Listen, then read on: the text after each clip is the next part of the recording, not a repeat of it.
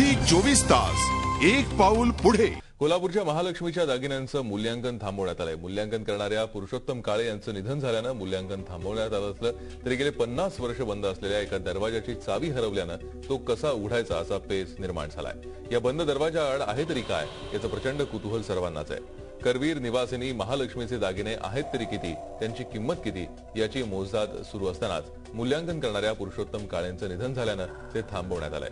त्यातच महालक्ष्मी मंदिरातल्या एका दरवाजाची चावी हरवली आहे। तब्बल 50 वर्ष बंद असलेल्या दरवाजाची चावी हरवली कशी हा महत्त्वाचा प्रश्न आहे। तसाच या दरवाजाआड आहे तरी काय याची ही उत्सुकता आहे।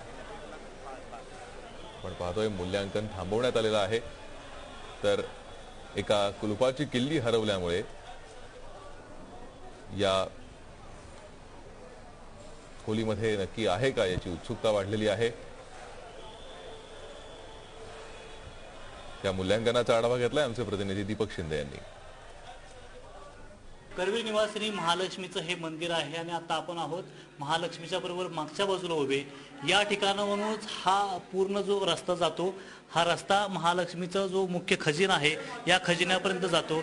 हा महालक्ष्मीच्या एका बाजूचा भाग आहे आणि या बाजूच्या भागापासून या मुख्य खजिन्यापर्यंत जातो। हा इथला दरवाजा आहे।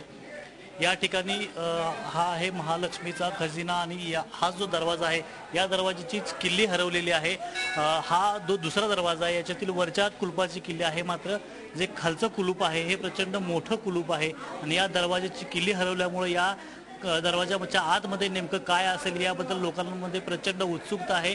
औत्सुक्य आहे की नेमकं या दरवाजाच्या मागे काय असेल, काहीही असू शकतं, कारण गेल्या 50 वर्षांपासून हा दरवाजा उघडलेला नाही। त्यामुळं कुणालाही माहीत नाही की या दरवाजाच्या मागे नेमकं काय असेल।